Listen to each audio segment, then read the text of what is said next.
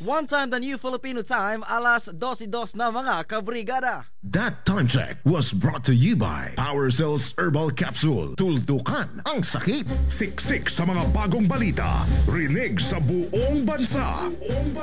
Narito na ang Brigada Balita Nationwide sa tanghali. Mula sa Brigada National Headquarters, narito sina Sandy Madarcos at Rocky Sigues. Ang programang ito ay hatid sa inyo ng Power Cells Herbal Capsule. Tuldukan ang sakit.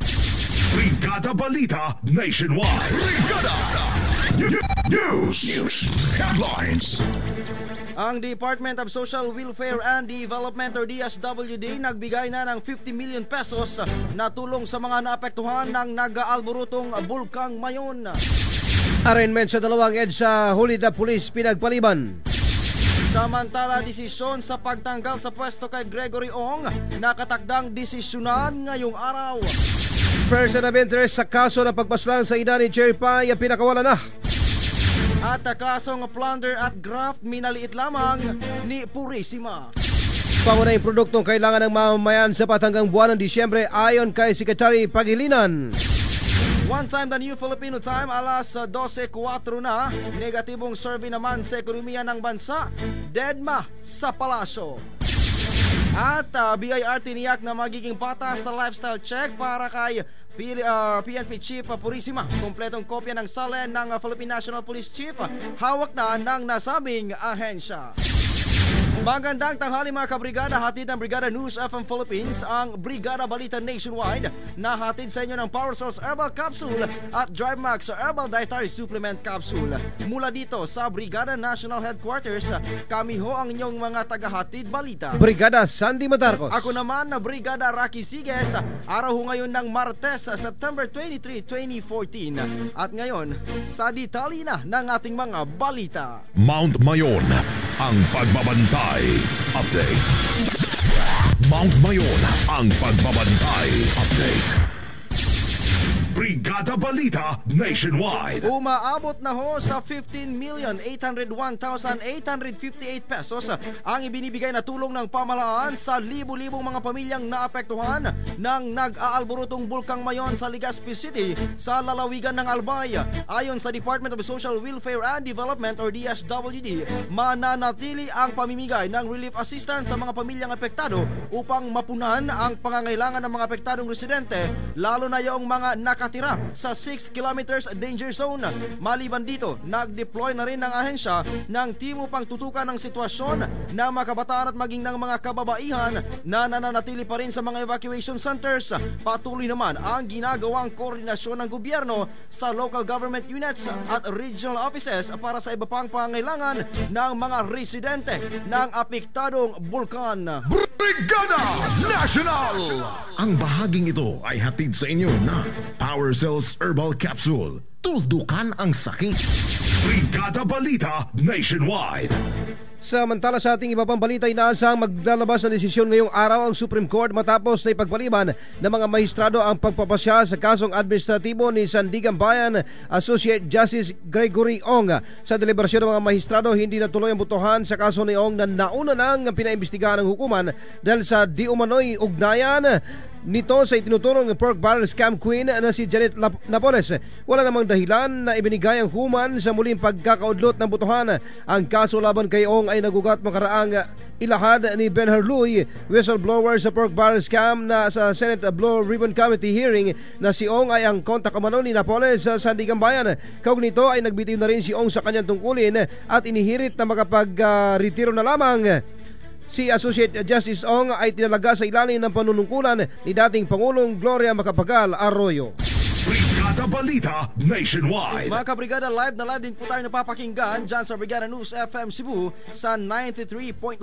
Samantala sa iba pang mga balita nasyonal, hindi natuloy ngayong umaga o kaninang umaga ang nakatakdasan ng arraignment laban sa dalawang police officials na dawit sa kontrobersyal na EDSA hold-up incident noong nakarang Setyembre 1. Una nang sinampahan ng kasong highway robbery, kidnapping at serious illegal detention sina Chief Inspector Joseph De Vera at Police Officer 2 Jonathan Rodriguez. Samantalang binigyan naman ni Assistant Provincial Prosecutor Michael Henzon Dayaw ang iba pang mga suspects na sina Senior Police Officer 1 Ramil Hachero, PO2 Ebon Dicatoria, Police Officer 2 Weven Masa, Senior Inspector Alan Enlano hanggang Biyernes para makapaghain ng kanilang mga counter affidavits. Maliban sa mga ito, patuloy pa ring pinaghahanap ng mga otoridad si dating Police Inspector Marco Polo Estrera at Oliver Villanueva na ngayon ay nagtatago pa rin sa batas. Maalalang naging viral sa mga social networking sites ang kuhang larawan sa ginawang pagharang ng mga pulis sa isang SUV sa kahabaan ng EDSA kung saan kinuha ng mga ito ang mahigit 2 milyong pera mula sa mga biktima.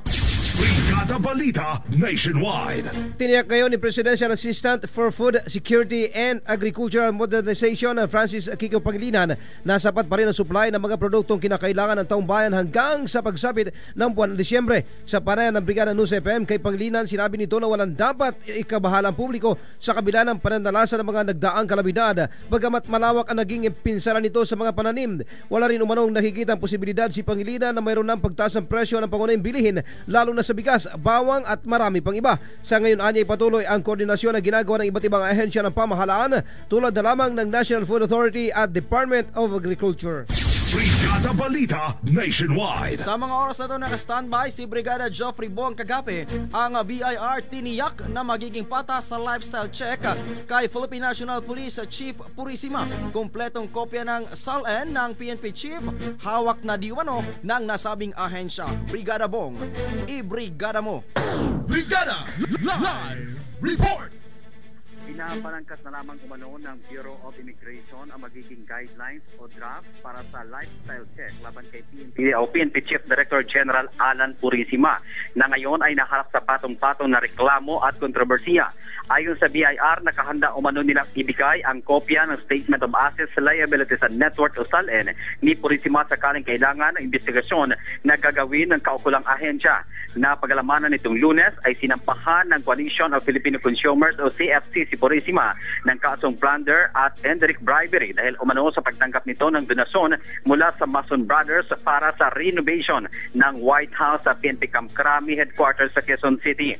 Una nang tiniyak ni BIR Commissioner Kim Hinares na lahat ng mga sinasabing questionable properties ng mga police personnel ay kabilang sa bubusisiin ng ahensya kasama na ang DILG team. Kabilang sa isinailalim sa mandatory lifestyle check ang nasa 148,000 ng mga police force. Para sa Brigada Balita Nationwide, Brigada Geoffrey Bong Kagape, Brigada News. Brigada Balita Nationwide. Samantala sa kaugnay na balita, tiniyak naman ngayon ni Philippine National Police or PNP Director General Alan Purisima na isa-isa nitong ipapaliwanag ang issue ng umano'y questionabling mga ari-arian nito. Ayon kay PNP PIO Chief Superintendent Reuben Chodor Sindak, hindi aniya makakaapekto sa trabaho ni Purisima ang kinakaharap nitong kasong bribery, plunder at graft na unang isinampa kahapon ng Coalition of Filipino Consumers sa Ombudsman. Inihayag ni Sindak na sa pagbabalik ng Pilipinas ni PNP Chief mula sa Colombia para sa isang anti-kidnapping forum ay kanyang ipapaliwanag ang ibinabatong issue laban sa kanya. Binigyan din pa ni Philippine National Police official na ang kanyang mga kayamanan ay nakapaloob sa kanyang Statement of Assets, Liabilities and Net Worth or SALN simula nang siya ay naupo bilang PNP Chief sa ilalim ng administrasyon ni Pangulong Benigno Noynoy Aquino III.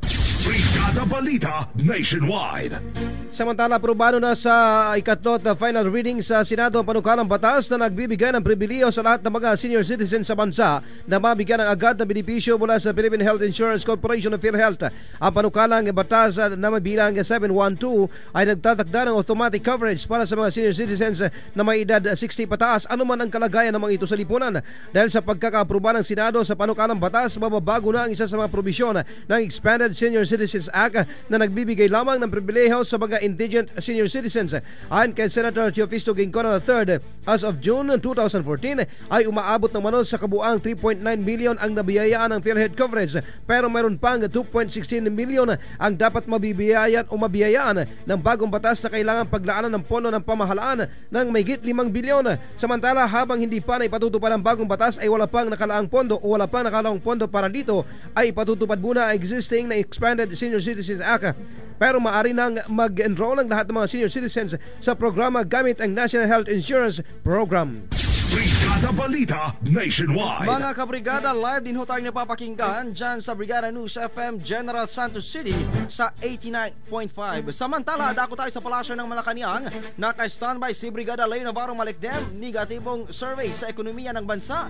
Dinedma ng palasyo. Brigada Leo, i-brigada mo.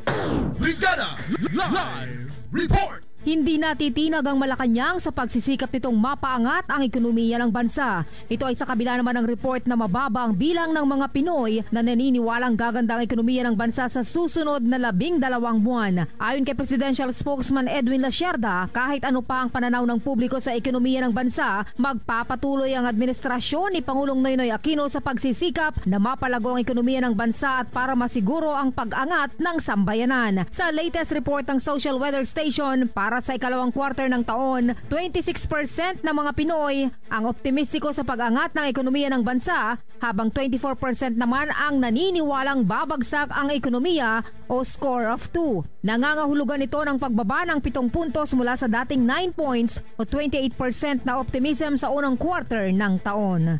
Mula sa Palasyo ng Malacanang para sa Brigada Balita Nationwide, Brigada Leo Navarro Malikdem, Brigada News. Brigada Balita Nationwide. Maraming salamat, Brigada Leo Navarro Malikdem, live direktamente mula dyan sa Palasyo ng Malacanang. At sa ating panghuling balita nasyonal, nilinaw ngayon ng Quezon City Police District or QCPD na hindi suspect ang inimitahan nilang person of interest sa kaso ng pagpatay sa ina ng veteranang aktres na si Cherry Pie Picache. Ayon sa mga investigador, ang nabanggit na tao ay inaasahang makakapagbigay ng linaw sa nangyari sa 75 anyos na biktimang si Sinaida Sison. Una nang napaulat na posibleng matagal na pinagplanuhan ang nasabing krimen at posible ring kakilala lang ng pamilya ng aktres o ng biktima ang nasa likod ng nasabing pamamaslang. Patuloy naman ang panawagan ngayon ni Picache na mapadali ang paglutas sa kaso ng kanyang ina. Una rito ay inatasan na rin ng Malacanang ang Philippine National Police or PNP sa agarang pag-aresto ng nasa likod sa nasabing krimen. Brigada Balita Nationwide. Mga kabrigada, live din ho tayo napapakinggan dyan sa Brigada News FM Puerto Princesa City, Palawan at dyan sa Brigada News FM San Carlos City. At yan ho ang unang bahagi ng ating pagbabalita para sa Brigada Balita Nationwide na hatid sa inyo ng Power Source Herbal Capsule at DriveMax Herbal Dietary Supplement Capsule live mula dito sa Brigada National Headquarters sa araw na ito ng Martes sa September 23, 2014. Sa ngalan ni Brigada Sandy Madarcos, ako ho ang inyong lingkod, Brigada Rocky Sigues. One time the new Filipino time, alas 12:15 na mga kabrigada. Inyong napakinggan ang Brigada Balita Nationwide sa tanghali mula dito sa Brigada National Headquarters. Brigada Balita Nationwide sa tanghali. Hatid ng Power Cells Herbal Capsule at DriveMax Herbal Dietary Supplement Capsule. Ang programang ito ay hatid sa inyo ng Power Cells Herbal Capsule. Tuldukan ang sakit.